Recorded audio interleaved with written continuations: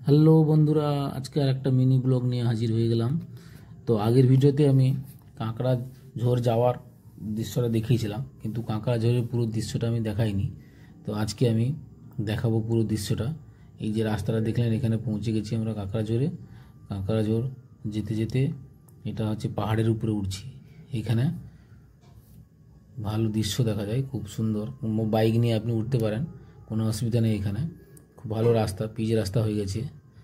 সোজা একদম যাচ্ছি, সোজা চলে যাচ্ছি। খুব অসাধারণ দৃশ্য। তো আপনারা বাইক নিয়ে যদি কেউ যান, বাইক নিয়ে, তাহলে আপনি উপরের দিকে উঠতে পারেন, পাহাড়ের উপরে উঠে যায়, কোনো অসুবিধা নেই। এখানে কেউ বাধা দিবে না। এই পাশে যে দেখা যাচ্ছে, এগুলো হচ্ছে গেস্ট হাউস। এখানে সাধারণত সরকারি কর্মীদের জন্যই এই গেস্ট হাউসটা। যারা সরকারি চাকরি করে তারা এই গেস্ট হাউসে থাকতে পারে। তারপরে আস্তে আস্তে করে উঠে যাচ্ছি।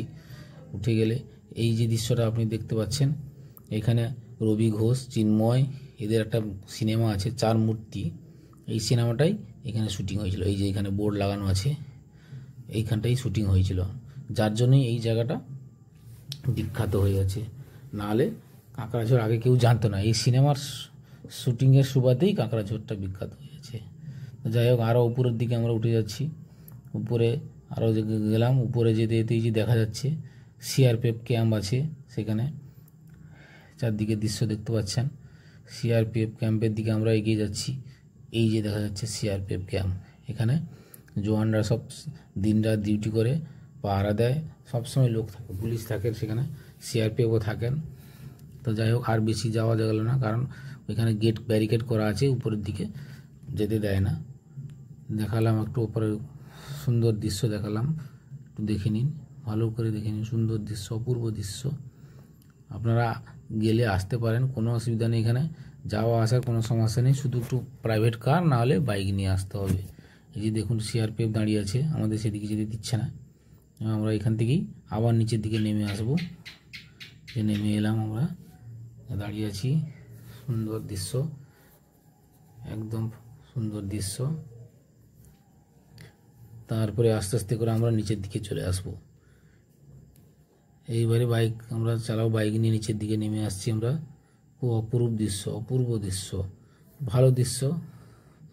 আর এইখানে দেখা যাচ্ছে এটা হচ্ছে আমাদের সাধারণ মানুষের জন্যই গেস্ট হাউস। এটা গেস্ট হাউস, রেস্টুরেন্ট, খাওয়া দাওয়ার সব রকম ব্যবস্থা আছে। খুব সুন্দর রেস্টুরেন্ট।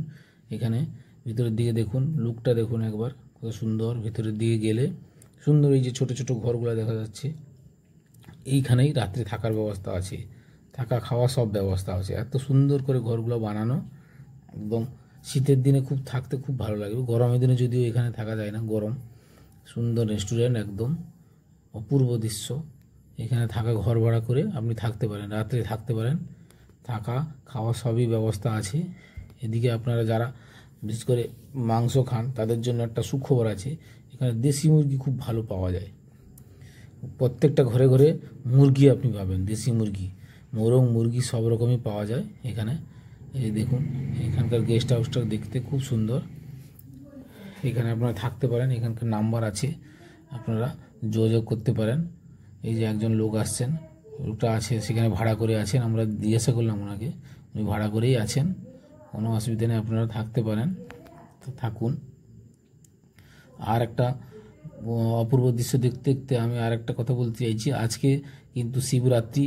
শিবরাত্রিতে আপনারা জল ঢালতে যেতে পারেন। আমি আগের ভিডিওতে দেখিয়েছি উড়িষ্যার সবথেকে বড় শিবলিঙ্গ যেখানে, ভূষণেশ্বর মন্দির, ওইখানে গিয়ে আপনারা যেতে পারেন। যাওয়ার দিক নির্ণয়ও আমি করে দিয়েছি, সুন্দর একদম যেতে পারেন। খুব ভালো দৃশ্য, সেখানে যেতে পারেন। আজকের দিনে শিবরাত্রি উপলক্ষে সবাইকে ধন্যবাদ জানাচ্ছি। যারা শিবের জল ঢালতে যান, অবশ্যই ঢালুন। আমিও তো শিবরাত্রি ব্রত করেছি আজকে। তো যাই হোক, এখন কাঁকড়াঝোড়ের দৃশ্যটা দেখালাম। ভালো লাগলে অবশ্যই শেয়ার করে দেবেন।